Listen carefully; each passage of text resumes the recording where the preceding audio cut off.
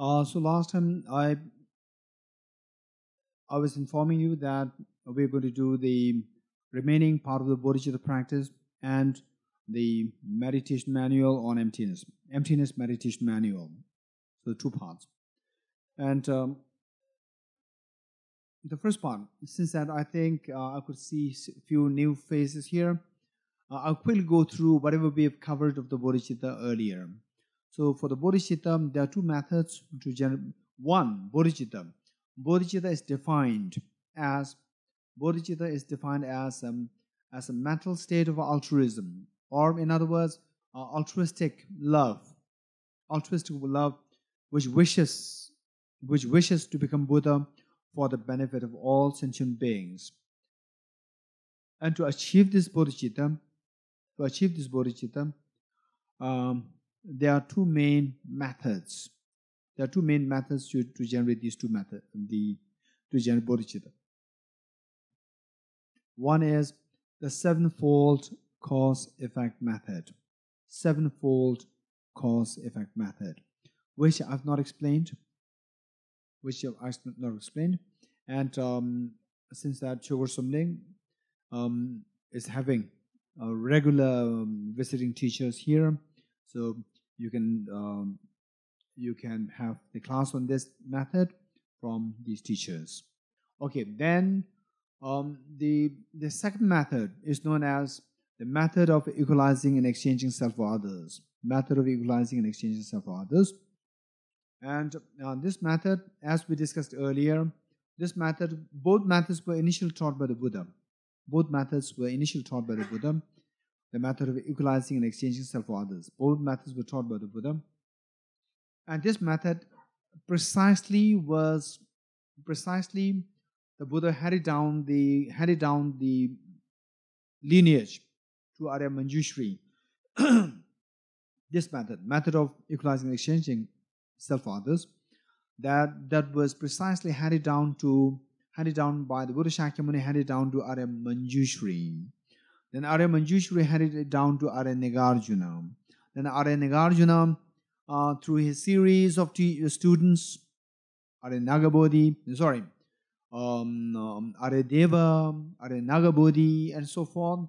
So series of students in lineage down, and then till in 8th century, it was passed down to Bodhisattva Shantideva. It was passed down to Bodhisattva Shantideva in 8th century. Then Bodhisattva Shantideva, again, there were so many teachers in between who were involved in this lineage. And then in 11th century, it is handed down to Atisha Dipankara Shri Jnana. In 11th century AD.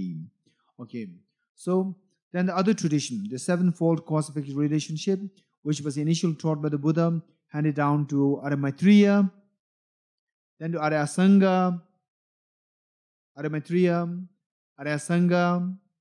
and then Arya Vasubandhu, and then finally in the 11th century, again Atisha Dipankara Shri Jnana.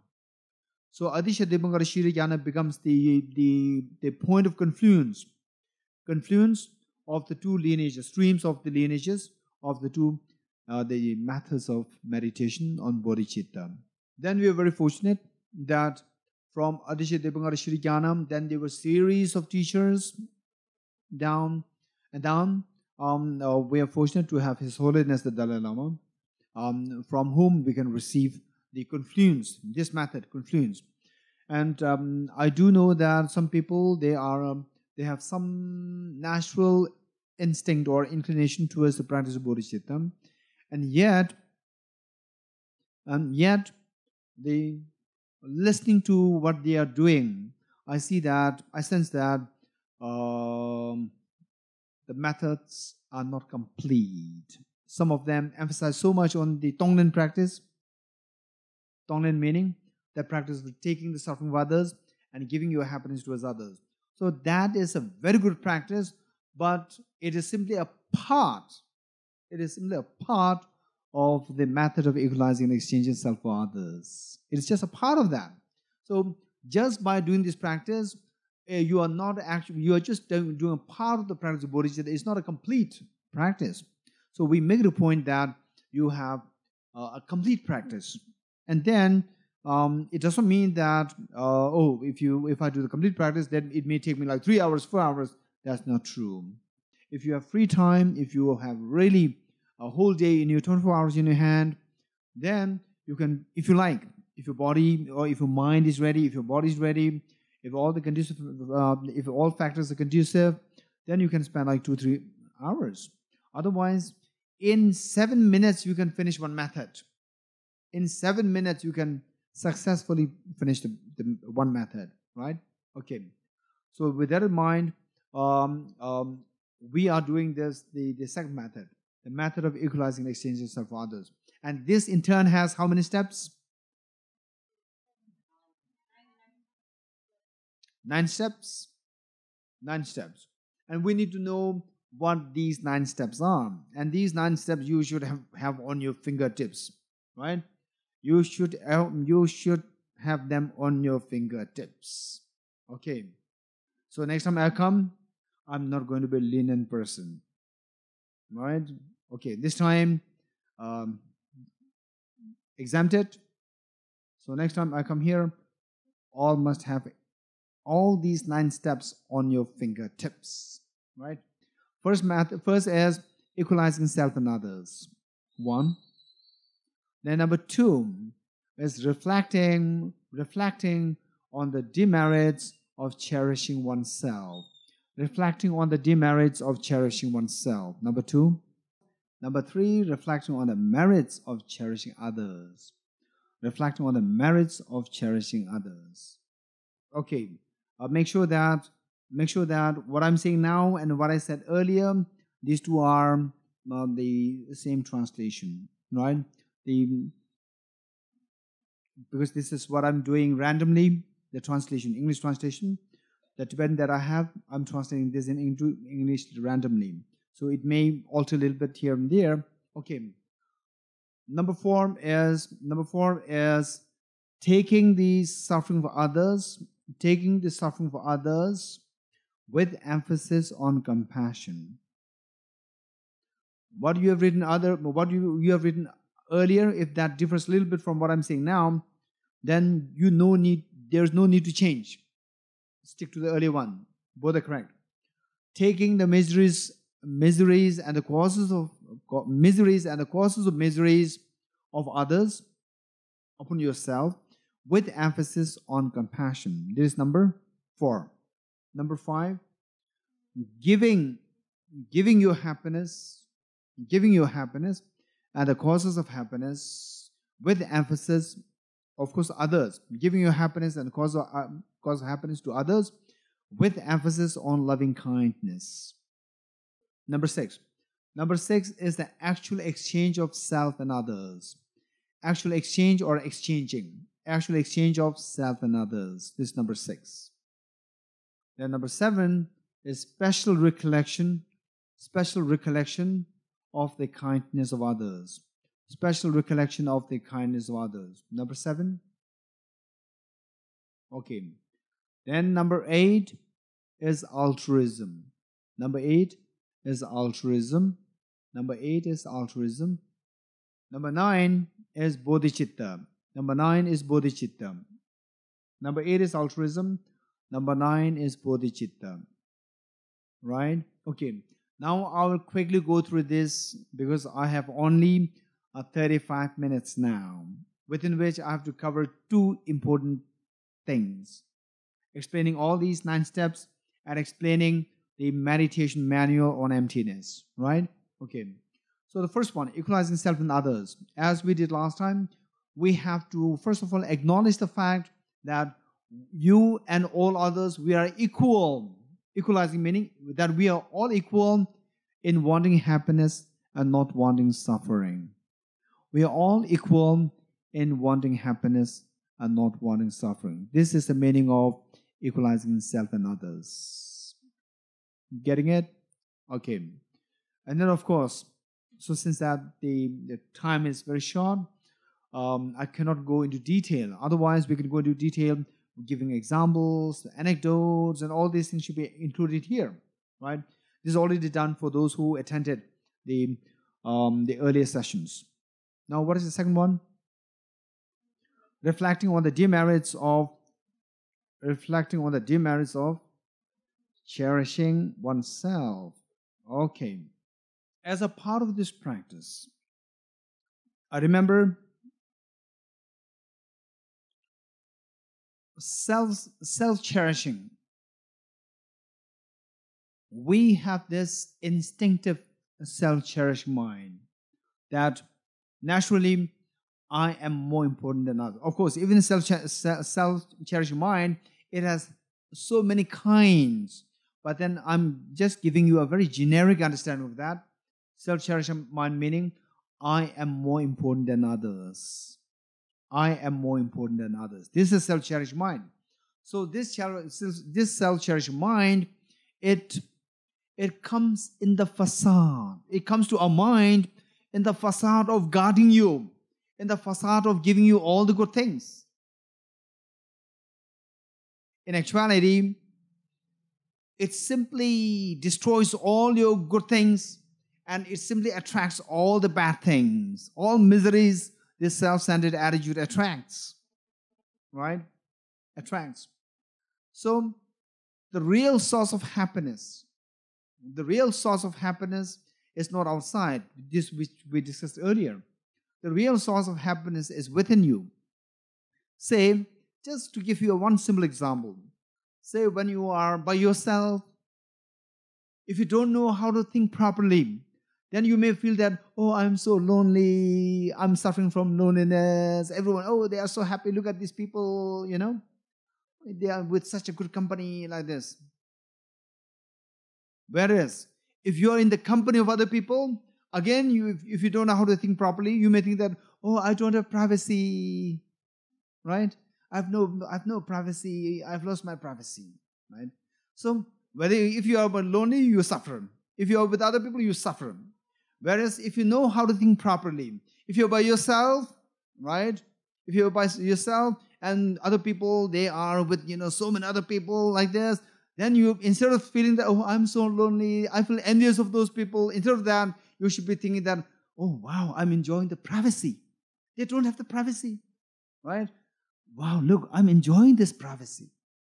If you think that way, you will feel such a joy. So this joy is not that someone has given you. It is your proper way of thinking that this joy is invoked within you. Whereas if you're with other people, then rather than craving for privacy, you have to think that I'm very fortunate that I'm not alone. I'm very fortunate that I don't suffer loneliness because all these people are there. They give me company, right? So I don't want to go into detail. So that is how we create about happiness. And this happiness, the source of happiness is not external, it's internal. Because externally, some people, they think that, oh, if I am by myself, in a flat by myself, there's no one around me, then I will have such a privacy. So this external flat for myself, that external thing will give me happiness. As though like the source of happiness from external. No. Even if you are there by yourself in a big flat, you may think that I'm so lonely, right? So happiness is not there. And then if you are with others, again the same thing. Other people may not necessarily give you happiness. This again is way of your thinking. With other people, again you may think that, oh, no, I don't have the freedom, right? I want to read book. I want to watch this television. That, what is that? That, what do you call it? That program, and then my brother is always watching this the cartoon, and he's also watching this. I have no freedom. I want privacy. Right? Instead, if you feel that, oh, look, I'm not alone. I don't have to fear that someone is going to come to break into the house, right? Because they all these people are there like my bodyguards. If you think that way, then you see that you are happy. So the real source of happiness is within you. And finally, the final real source of happiness is where your mind becomes so stable. Your mind becomes so stable where external conditions cannot stir your mind. Where external conditions cannot stir your mind. Where you train your mind in such a way that your mind is so stable. And then, of course, you will come with the question, how can we make our mind stable? So due to shortage of time, I will simply give you this. What I'm saying is that we need to make our mind stable. How to make the mind stable? It again requires a separate systems or the trainings. So last time what we discussed about the two hands coming together, the sound of a clap. The sound of a clap, the two hands coming together. Only when the two hands come together, then the sound of the clap comes into being. Sound of the clap is analogous to the miseries that we are going through. And for this sound of the clap to come into being, there should necessarily be the two hands coming together. And the two hands, one hand symbolizing the external conditions, and the other hand is symbolizing the internal condition. Internal condition is within you. External condition is outside. Right? Okay. So then, when the internal condition and the external condition, the two hands come together, then the sound of the miseries come into being. So we are in samsara. So now, for the external condition, how many external conditions are there? It is endlessly many. It is endlessly. It's infinite. It's infinite. So if you think of removing the external conditions one by one, you can never remove it. Your lifetime is too short. Maximum you will have 127 years. And out of those 127 years, for the young people, 20 years is gone. Right? For the younger ones, 20 years gone. Little elders, they're 30 years gone, 40 years gone, whatever age you are. Those years already gone. Then maximum, the world record, I think it's like 127 years. The one who lived longest, lifespan is like 127, I think, something like that. Right? At the moment, it's like 117, the person present living. So that way we see that the maximum we can live for, say, 100 or 17 or 120 years. So out of those, 20 years is gone, 30 years is gone. In my case, 40 years is gone. Right? So that way we see that within that short span of time, it is impossible that we can eradicate external conditions. External conditions are so numerous. So, whereas the internal condition is not numerous. It's just very simple. In short, what we have learned from last time, the last 1 week, we see that it is a self-grasping ignorance and self-centered attitude. That's just the two things. If you can tackle these two things, your one hand is pulled back. Your one hand is pulled back. Then however many external conditions are there, however strong the external conditions are there, there's no sound. There's no sound. So the misery stops when the internal condition stops. So we need to know how to control the internal condition. So the internal condition is twofold: self-grasping ignorance and self-centered attitude. So with this, we see that then your mind cannot be stirred. Your mind cannot be stirred. The final source of happiness within you is manifested fully. So the true source of happiness is within you. And what is that thing known as? That is known as the Buddha nature. The Buddha nature, right? The Buddha nature, if you're able to manifest this Buddha nature, which is like the hidden treasure. The hidden treasure, say a beggar may be so poor, hardly anything to eat the daytime. Even one meal a day is very difficult. But he might have a solid diamond underneath his simple hut underground, underneath the ground of the simple hut that he's living. If there is this solid diamond there, as long as he does not discover that he is a beggar, the moment he discovers that he is no more a beggar, perhaps the richest person on this earth, right? So this hidden treasure is there. Likewise, in each one of us, we all have this hidden treasure. We all have this, the greatest of the treasure, much far that excels the diamond that is known as Buddha nature. That is within each one of us. That needs to be, if that is disclosed, then you don't need anything. No external conditions can stir the happiness of your mind. No external condition can stir the happiness of your mind. So, we see that real source of happiness is within you. Then the question arises, what obscures that? What obscures that? What obscures this hidden treasure that forbids you from becoming Buddha? That is self-grasping ignorance and self-centered attitude. So look, how vicious the self-grasping ignorance and self-centered attitude are. So though they don't allow you to discover your own source of happiness, they don't allow you to discover your own source of happiness. They obscure this hidden treasure. So therefore, this is point number 2, reflecting on the demerits of cherishing oneself. Right? Cherishing oneself. Now look, another angle through which we look at the demerits of cherishing oneself is that while this hidden treasure is not disclosed fully, we have to depend on our happiness on others. Say from the Tibetan students, or say for all of us here, to enjoy being together is because of the center. If there is no center, how can we possibly think of meeting each other?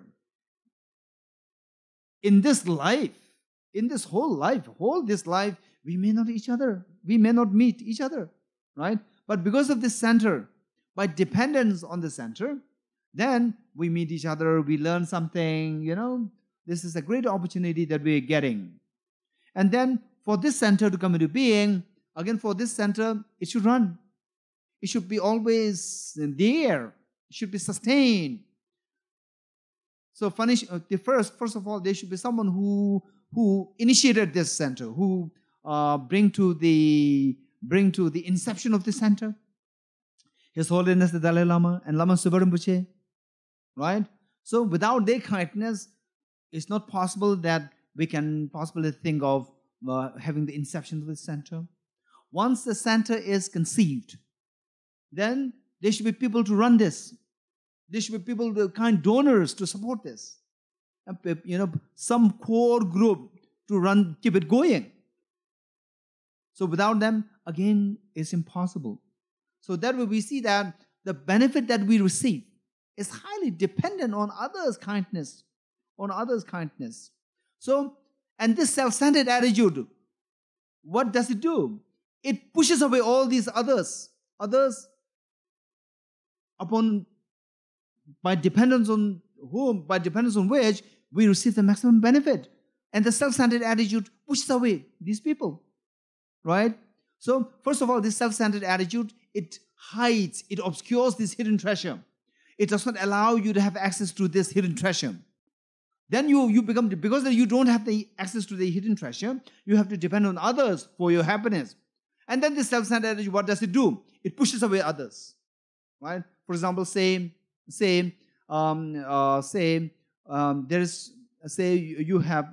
have a person, a friend, someone who's your friend, and the friend has been so kind to you, right?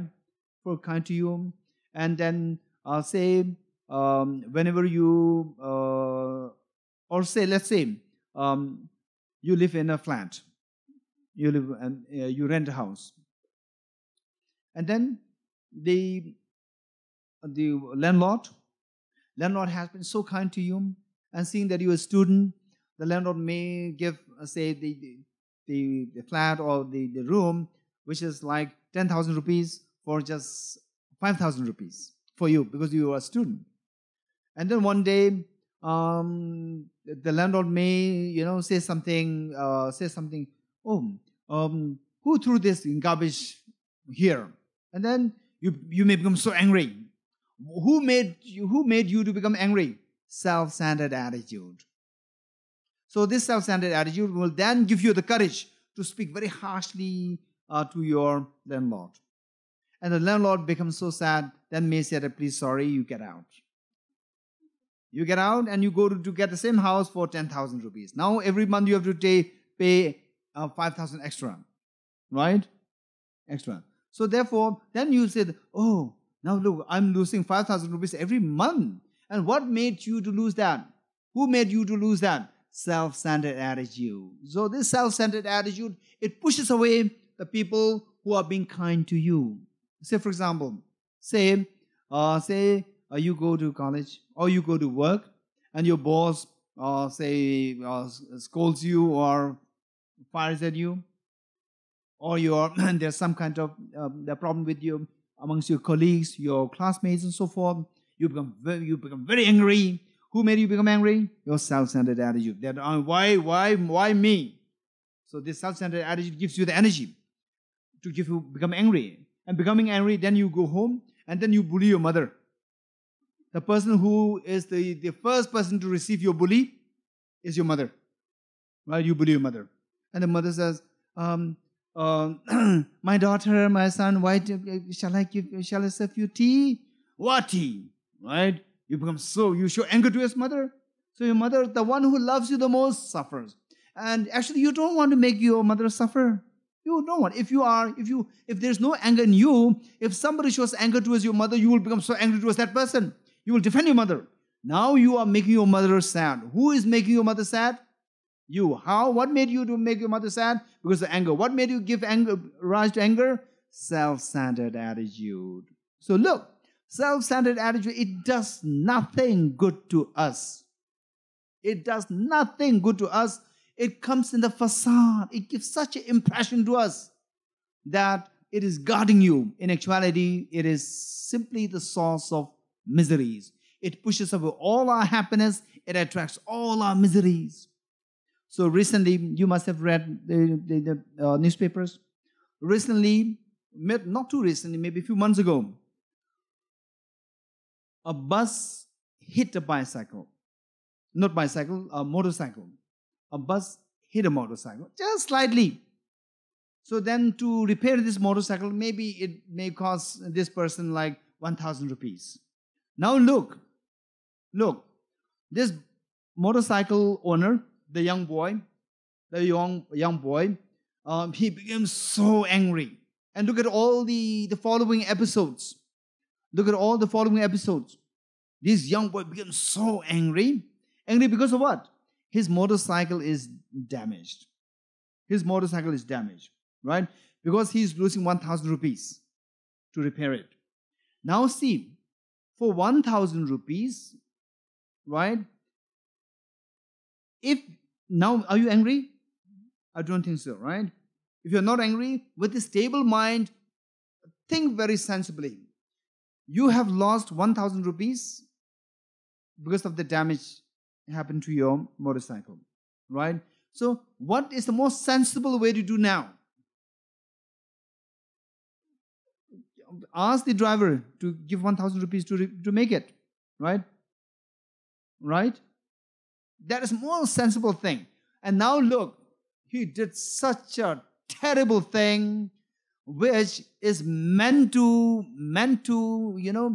make himself with this bike, then he should be happy, meant to retrieve his happiness. He destroyed all his happiness. He destroyed the happiness for others. He destroyed his own happiness. He destroyed the happiness of his own mother. Okay, look at the following episodes. Then what he did, right? What he did, he just dragged the bus driver down, and he started hitting him, and finally the bus driver died.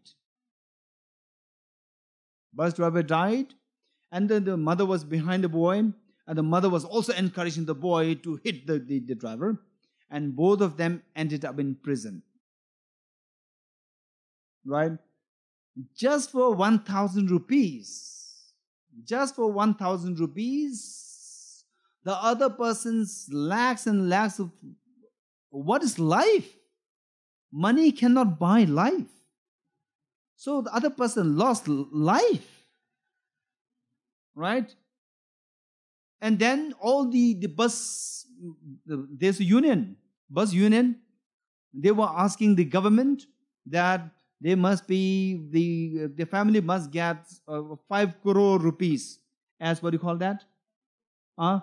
Compensation, right? 5 crore rupees. 10,000 rupees. Now the government is losing 5 crore rupees. Finally, government, of course, cannot give that much. Give 5 lakh rupees. For 1,000 rupees, the government is losing 5 lakh rupees. On top of that, more than 5 lakh rupees, this driver lost his life. More than the driver losing the life, the wife and all the children, they are going to suffer whole life. Just look. And then he himself ended up in prison. In prison, maybe he's working, he's working. He's working, he may be earning, say 20,000 rupees or per month. Who's losing all this money while in prison? And he's neglecting his health. And his mother is suffering in the prison. Right? All these things happen simply because of what? Not being able to see the reality clearly. What makes him not to see the reality clearly? Because of the anger. What makes him to give rise to anger? Because of the self-centered attitude. This self-centered attitude, it gives such a false impression, false courage to the person to give anger. And then with this anger, then you are blinded to see the reality, and through which all these episodes of miseries, the gate is opened. So this is how vicious the self-centered attitude is. And then say, no one wants to become sick. Nobody wants to die. And dying is such a painful experience. And then depression, stress, depression, and the sickness, and dying. This is particularly going through the depression, acute depression. Oh, it's terrible. It's terrible. It's such acute pain. So this pain, if you study so carefully, we see that it is only because of the self-centered attitude and the self-grasping ignorance. Of course, there are external conditions, and rather than blaming the external conditions, of course, we need to work out how to tackle the external conditions. External conditions, we may be able to tackle them, we may not be able to tackle them. But the internal conditions, surely we can tackle them. Right? So if the internal conditions is under control, under check, then the external conditions, however vicious the external condition is, it is just one side. It's just one-sided, one hand. Right? With one hand, there's no sound of the miseries coming about. So this is how the self-centered attitude is so vicious. This is the word I like to use. Vicious. It's so cunning. Cunning meaning it gives you one impression that, oh, I'm guarding you. And behind that, what this self-centered attitude is doing, it is destroying you. You're getting it? So this is if you think in that term, so this self-centered attitude is so vicious in two ways. One, making you not accessible to the true nature of the true source of happiness within you. Making you not accessible, disconnecting you, or making you not accessible to the true source of happiness within you. That is Buddha nature. It obscures this Buddha nature, one. Now, because your Buddha nature is not accessible, because being obscured, then you have to depend for happiness for external conditions. And all the good conditions, this self-centered attitude pushes them away. For example, killing and stealing. Killing, stealing, all these negative actions, this self-centered attitude is the one which encourages you to engage in them. And for example, by stealing, in your next life, you suffer poverty. By embezzling the government properties, in your next lives, you'll end up in poverty, acute poverty.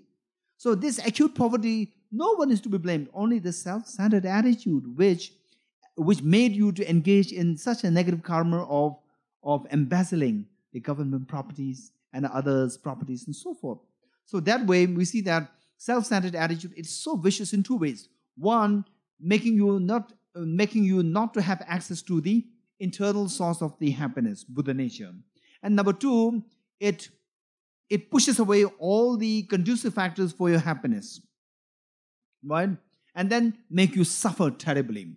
So this is what is so beautifully summarized by Bodhisattva Shantideva in this book, Guide to the Bodhisattva's Way of Life, chapter 8, stanza 131. Guide to the Bodhisattva's Way of Life, chapter 8, stanza 131. Okay. It says, if I do not actually exchange my happiness for the suffering for others, if I don't exchange, right? If I always continue to self-cherish myself, I shall not attain the state of Buddhahood, meaning I will not get access to the Buddha nature. Without getting access to the Buddha nature, I will not achieve the perfect happiness. I will not achieve Buddhahood, one. Then number two, even in cyclic existence, because your Buddha nature is obscured by the self-grasping, ignorant, self-centered attitude, you are in samsara. Then it says, and even in cyclic existence or in samsara, I shall have no joy. Joy is being destroyed by this self-centered attitude, right? So this is the meditation on the demerits of cherishing oneself. Then, verse number 3, reflecting on the merits of cherishing others, right? And this is amazing. I like to emphasize on that part. This is amazing. Cherishing others. Cherishing others. What we want is happiness, right? We want happiness. And then, within your mind, there are two forces. One is the self-centered attitude. Other is the compassion. And self-centered attitude says that, okay, forget about compassion. Don't go for compassion. You should be self-sufficient. You should be self-centered. You should be self-cherishing. So that only then you can have the all happiness and you can push away the miseries. In actuality, this is such a devious thought. This is such a cunning thought, right? It is such a deception. In short, by being self-centered, all bad things are attracted, and only by being other-cherishing, all good things are attracted. By other-cherishing, what happens? Self-centered attitude is diminished. You agree with me or not? Self-centered attitude diminished. Self-centered attitude is the one which obscures your Buddha nature. So Buddha nature becomes manifest when you practice the other-cherishing mind. 1. Then number 2, with the other-cherishing mind, then you will practice generosity. When you cherish others, then you practice generosity. And what is the result of generosity? Generosity result is that in the future lives, you will be freed from poverty. You will have the wealth. So wealth is the result of generosity. So what forbids you from having wealth is because you are forbidden from practicing generosity. What forbids you from practicing generosity is because of lack of love for others. What makes you be lacking love for others is a self-centered attitude. Look, self-centered attitude is what finally ends up in poverty. 1. Then because of this self-centered attitude, we engage in all negative karmas, like killing others, deceiving others, and so forth. So because of harming others, then you end up in the unfavorable rebirth next time. Hungry ghost realm, animal realm, and then the hell realm, and so forth. All these undesirable low realms, you will take birth there because of our harming others. What makes you harm others? Because of self-cherishing. If you cherish others, you will not harm others. By not harming others, you will engage in works to help others. By helping others, the result will be that you will take birth in the favorable lives. For example, human birth, devil birth, and so forth. So therefore, these are the benefits of cherishing others. So finally, we see that if you really want to be happy, learn how to be cherishing others. Learn how to say no to the self-centered attitude. Just try your best. Try your best. Try best how to say no to the self-centered attitude and how to engage in other cherishing mind. Then you see that day by day, you will see that you are a happier and a happier person. Okay, number 2 and number 3. Then number 4 and number 5, which is the Tonglen practice. Number 4 is the Len. Len is the taking. And number 5 is Tong, giving. So this practice has to be done in the form of your taking the respiration, in the form of your breathing. As you breathe out, okay, I'm going to do it very quickly because we have just 5 minutes more.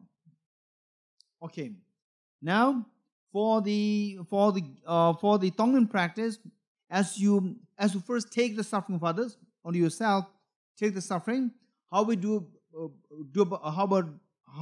go about doing that is by as the first sit comfortably and imagine all sentient beings with their own respective sufferings.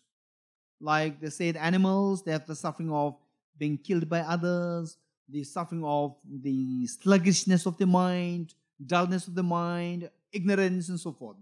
And likewise, the hungry ghosts who are suffering the hunger, thirst, and so forth, and the hell beings who are being cut into pieces, burned alive, in such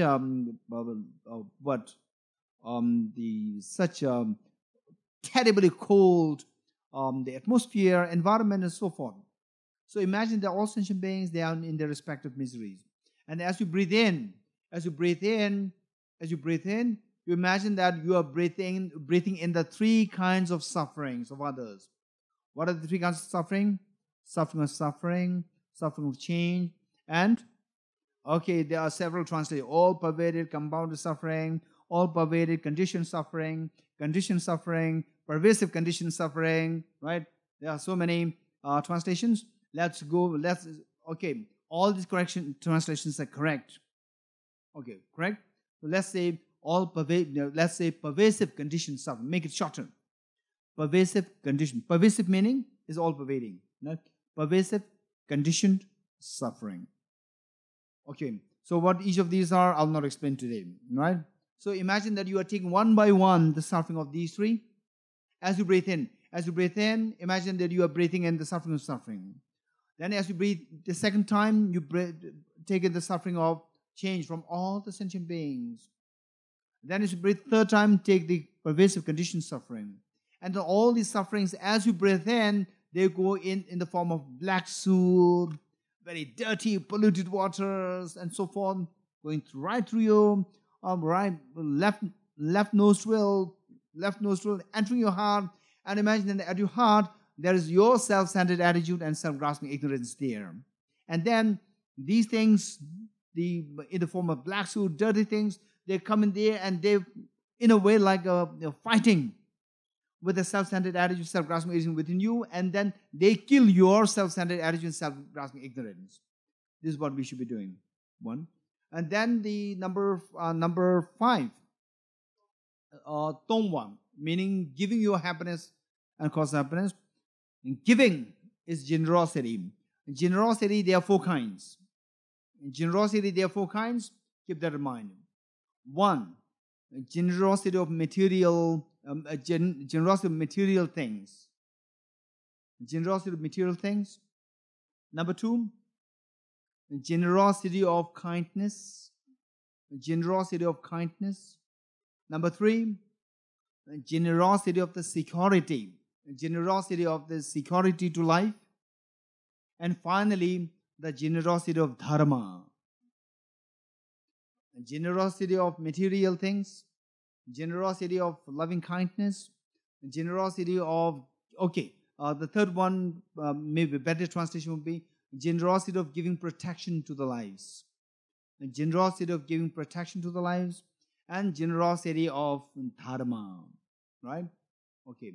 So when we speak of generosity, don't just think of, okay, I'm so poor, I don't have any financial thing, I don't have money, I can't, I cannot be generous. No, that's not true.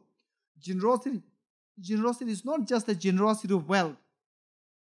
It's not just the generosity of the material things. There are 4 kinds of generosity. You can engage in any of these 4 kinds of generosity. And the second one is the generosity of loving kindness. Be kind towards others. Give kindness. Give love towards others. Person who are deprived of love. The moment you give love towards that person, genuine love towards that person, this is such a great healing for others. This is such a great healing. So you give something so that the other person feels better. That is generosity. It does not mean just the money. Right? So the generosity of kindness, number 2. Then the generosity of giving protection to the life. Say if there is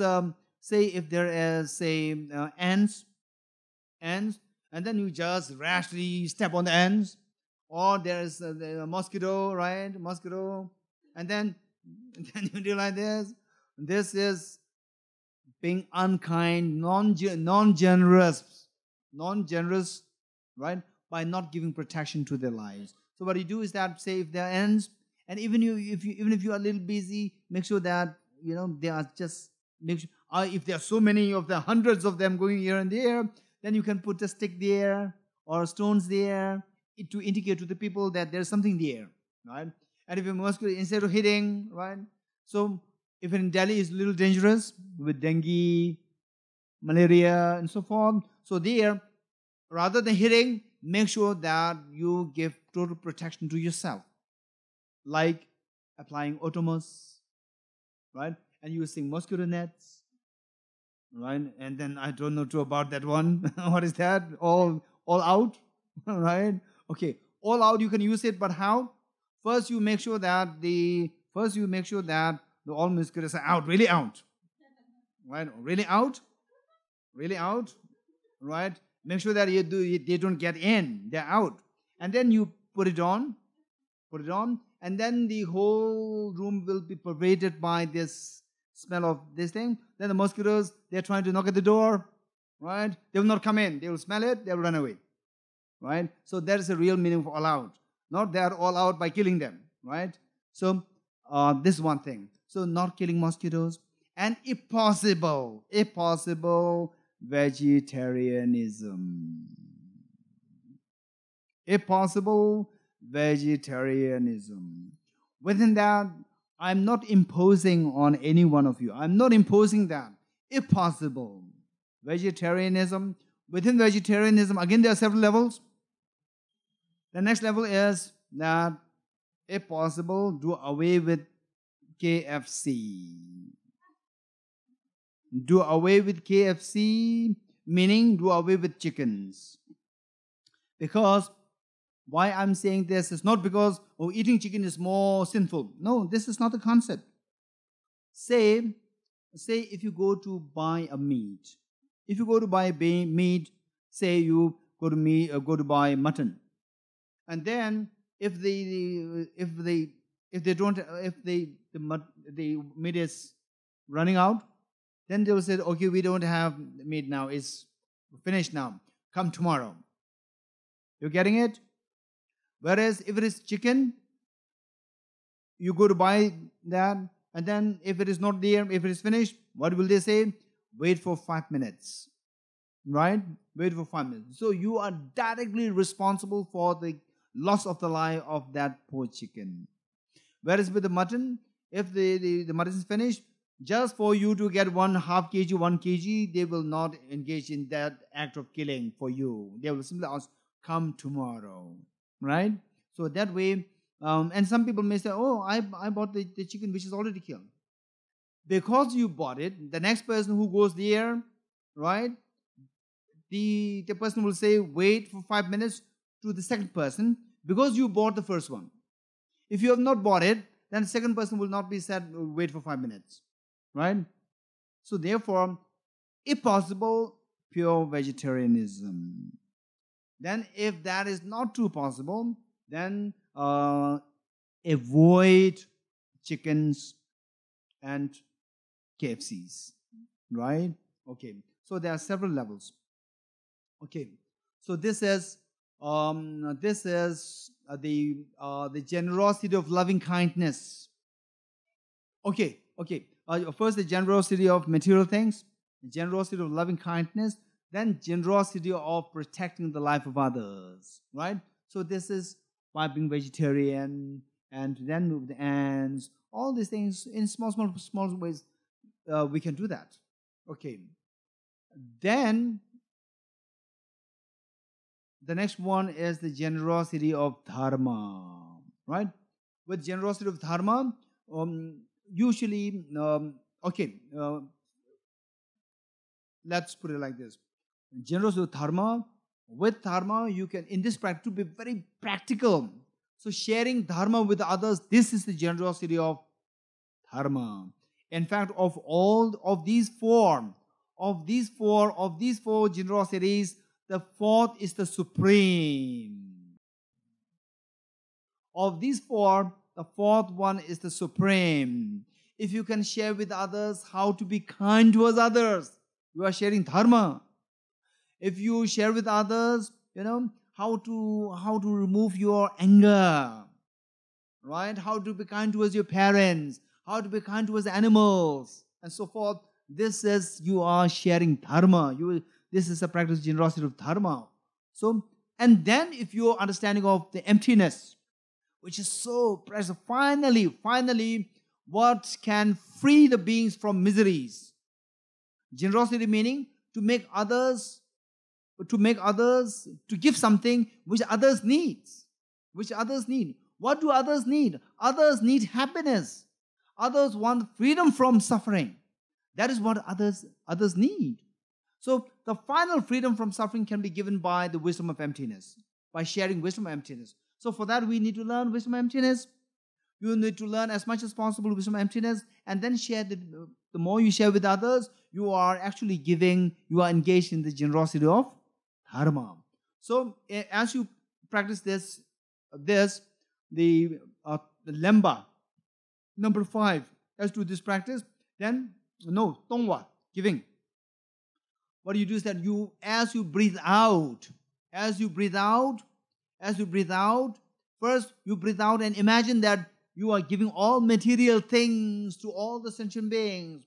Who don't have food, you are giving food. Who don't have wealth, you give wealth. Who don't have house, you give house. Who don't have the medical facilities, you give medical facilities. So anything to do with wealth, you give with the first breath, breathing out.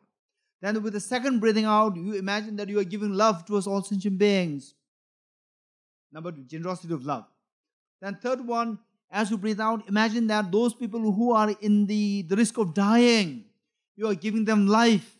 Say people who are in the hands of the terrorists. For example, say Nigeria, maybe last year or 2 years ago, 200 young girls in the hands of the Nigerian terrorists. These young girls, they don't know what their plight is going to be like, what tomorrow is going to be like. They may be killed, right? So that way, imagine that with your third breath that you are sending out, imagine that all those people who are in the verge to be killed, imagine that this breath goes there in the form of nectars, very soothing and so forth, and then all these people, they are retrieved. They are being freed from the dangers to their life. And then they unite with their parents, they unite with their children, and they feel such a happiness. All these things we have to visualize. Okay, so since that we are doing very fast, since that we don't have much time, there's no choice. Otherwise, this has to be done in great detail, right? So this is the practice of Tonglen Len, right? Tonglen practice, 4 and 5. Then what is number 6?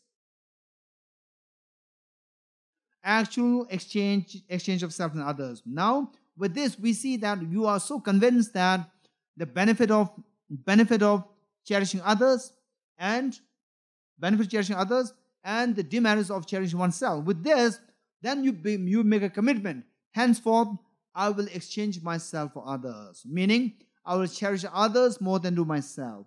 I will be oblivious to myself more than to others. Right? So this is the number 6. Then what is number 6? Is number 7? What is number 7? Special recollection of the kindness of others. Others say, why do the small children love their mother? Please tell me. Why do the small? Oh, how many of you have been small children once a time? Every one of us, right?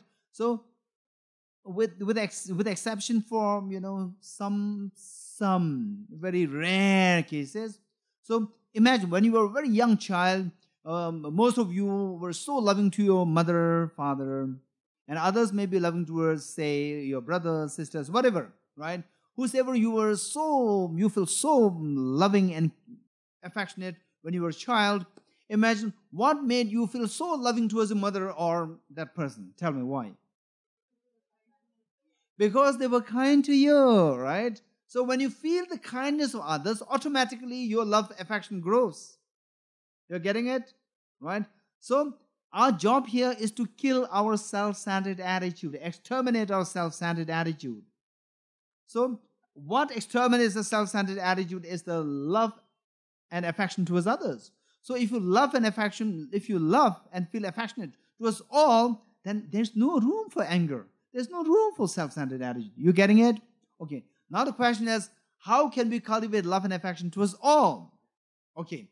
All can be divided into 2 groups. Here, in this, I would say that in this group, in this Choe Ling, I can say that they are everyone in this group can be divided into two. One is the males and the other one is the females, right? I can divide the whole people, everyone here, into two groups.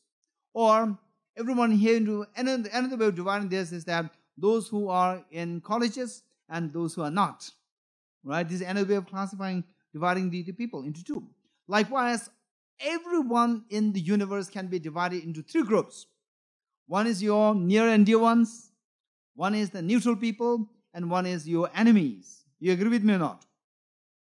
Besides these three, there is no one on this earth which does not fall under any of these three criteria. You getting it? You getting it? Okay. So, reflect special recollection of the kindness of others. So, others can be broken down into three groups. What are they?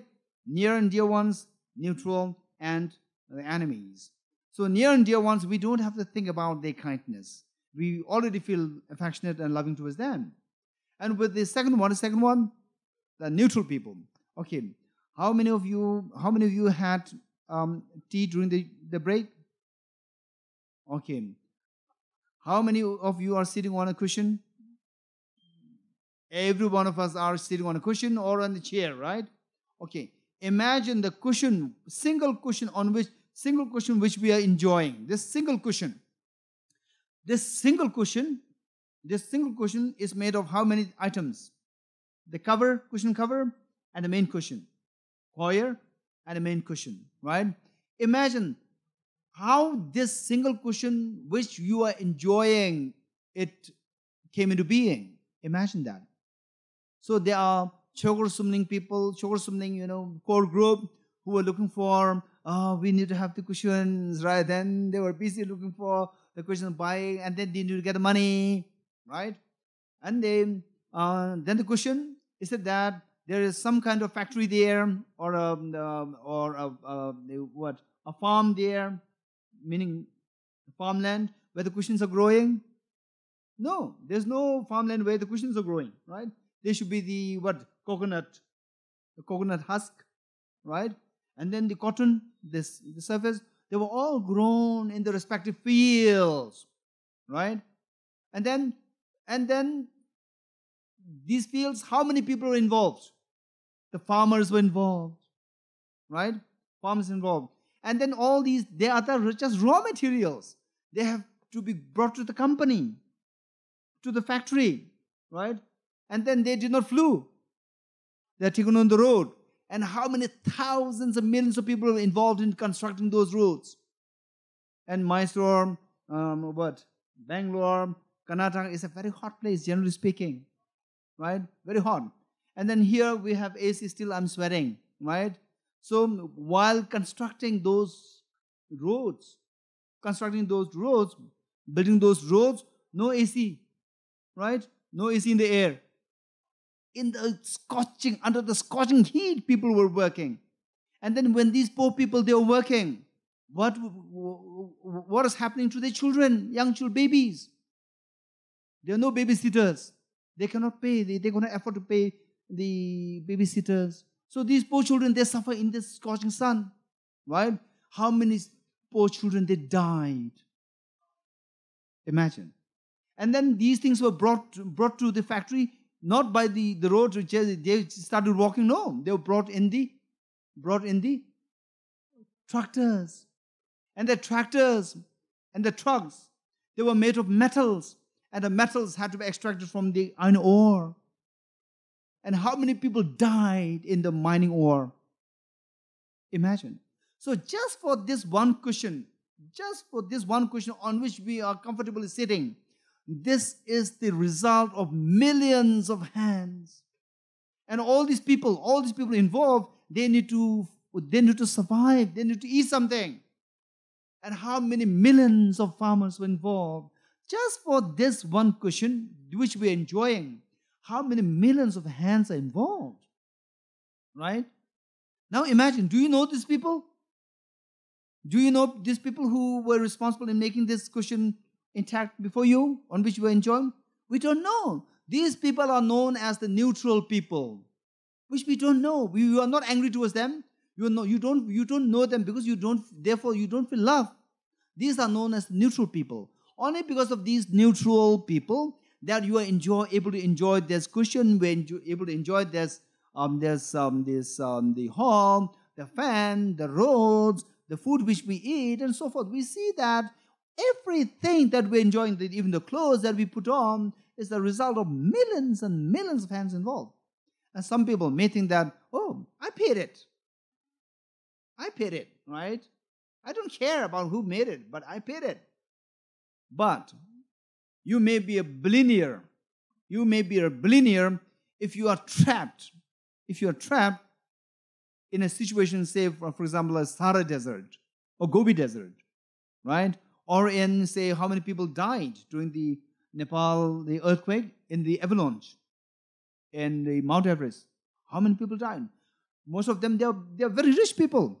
Only rich people, they afford to, go to the adventures and so forth.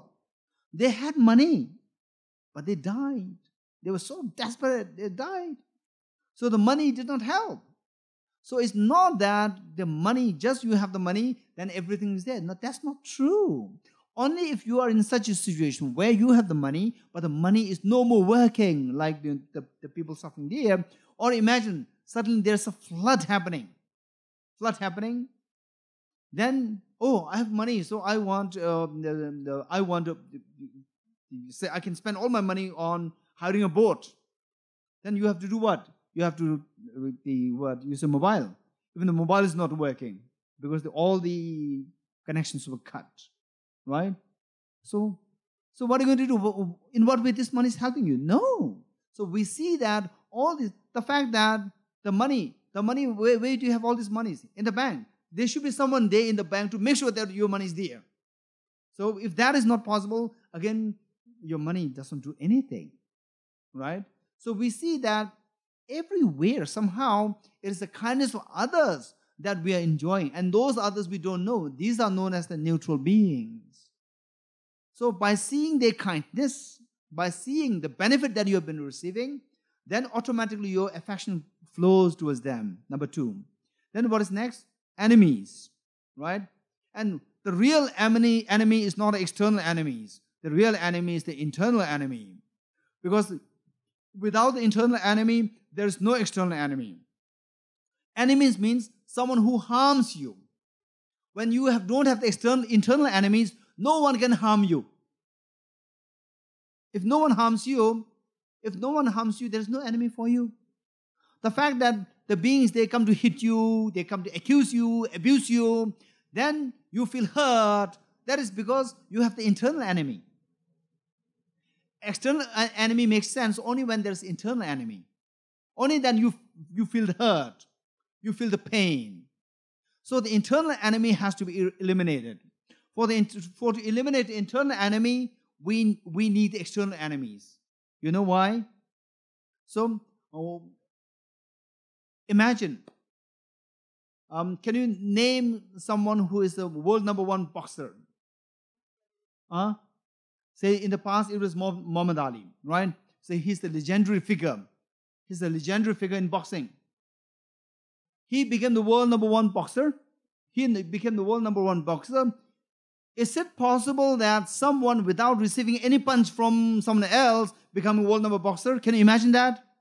No, you should have received so much punch from your oppositions. Then you will learn the skill how to block them, right? Only receiving the punch. When you receive the punch here, it's very painful. Then you learn the skill how to stop this, how to block it, right? Only by receiving the punch, then you can grow. Only then you become the world #1 boxer, right? Likewise, we need enemies to give us a little bit of punches here and there. We need the enemies. Only then you can grow. When somebody, speaks very harshly on you, and then you feel so hurt. So imagine, rather than pinpointing to the external abuser, okay, I feel hurt. So in Chokro Sumling, I learned that this hurt is the what? The sound of a clap. Sound of a clap should necessarily come about through the contribution of the two hands. What are the two hands? One is the acquisition from the other side. The other hand is my self-grasping ignorance and my self-centered attitude, right? Even if I say this, stop shouting at me, the person will not give up, continue to shout. It will not help. So what you can do, what you can really do is that you can, self-grasping ignorance and self-centered attitude, this is within you. That you can eliminate. Once you eliminate them, then external shout has no effect on you. You're not hurt, right? So who made you to feel the anger towards the self-centered attitude and self-grasping ignorance? Because of the pain. And who gave you the pain? That external enemy. So this external enemy is so kind to let you identify that you are vulnerable. What made you vulnerable? Your self-centered attitude and self-grasping ignorance. You're getting it? Say, if you are the world number one boxer, Muhammad Ali, when he was in his 20s or 30s, and then if any one of us is close by him and then we try to punch him, will he feel, painful? No. He would not care your punch because it does not really affect him. You're getting it? So therefore, the thing is that only when you know that you are vulnerable, only when you know that you are sick, then you will go to seek the help of the doctor. You agree with me or not? Right? So these enemies, they are telling you that you are sick. You have the sickness of self-centered attitude, self-grasping ignorance. In other words, your enemy is saying that you are so weak. Say, for example, Muhammad Ali, you punch a boxing, it doesn't hurt him. Whereas if you punch a person who is so sick, who is so weak, you just punch him, the person will immediately, fall. Right? So the person is so vulnerable. Whereas Muhammad Ali is not vulnerable, he's so strong. So we see that we are falling because the other person accuses you. The moment you feel the hurt, it's like falling when somebody punches you, which means that you're weak. You are not like Muhammad Ali. So what makes you weak and what makes others strong is because I am with self-centered attitude and self-grasping ignorance. By knowing this, then we see that finally it is I have to improve myself. I have to eliminate my self-grasping ignorance, self-centered attitude. The internal enemy has to be eliminated. Once you eliminate the internal enemies, then external enemy cannot affect you in any ways. Then you become freed from the suffering, right? So what made you identify that you are vulnerable? Only when you know that you are vulnerable, then you will learn how to be strong. So for that, there must be someone to tell you that you are vulnerable. Or how many of you go to for annual medical checkup? Why do you have to go there? Why do you go there? Okay, right? So for that you have to pay money, right? Even if you are okay, but to make sure that nothing is there. So since that you don't know whether there's something or not, the doctors know that. So therefore you pay the doctor, please take this money and see if something is wrong with me. So this enemy is like a doctor, right? And then what he is diagnosing is for free, right? He is saying that you have this anger in you. You have self-centered in you. You have self-grasping in you. So he's like a doctor pinpointing your weaknesses, pinpointing your vulnerabilities. Only by identifying that, then you can think of removing them. Then you will become the fully omniscient mind. So for that, your enemies play such an important role, right? Right? So that way we see that the all others who are grouped into three categories, your close, near and dear ones, neutral people, and the enemies, they are all equally kind to you. So when you feel the kindness of others, automatically your love will flow towards all. When your love towards others flow, then the anger will dissolve, self-centered attitude will dissolve. So this will finally unravel your hidden treasure of the Buddha nature. You will become Buddha, right? Okay, this is number 7. Then what is number 8? Altruism. Because you love all sentient beings so much, and seeing that sentient beings, they are suffering terribly themselves, then altruism meaning that I will take the responsibility that all the sentient beings to whom I love so much, I'll free all of them towards the highest happiness. I will take the responsibility to free all sentient beings from the miseries to the high state of highest happiness. So this sense of taking the responsibility, sense of taking the responsibility is known as altruism. I will take the responsibility that all the sentient beings are taken away, are alleviated from suffering to the state of highest happiness. This is altruism. This is number 8. Then finally, how can we do that? How will you actually do that? It is by becoming a Buddha, right? May I become Buddha for the benefit of all sentient beings. That is number 9, Bodhichitta, right? Okay, now it is already 8:20, 8:27. So shall we do the emptiness, or we will leave this as an auspicious sign to be done the next time? Okay, next time. Yeah. So the emptiness part, we will leave it the next time. Sorry? Okay, part 2. Yeah. Okay, so we'll stop here. Yes, question you have? Okay.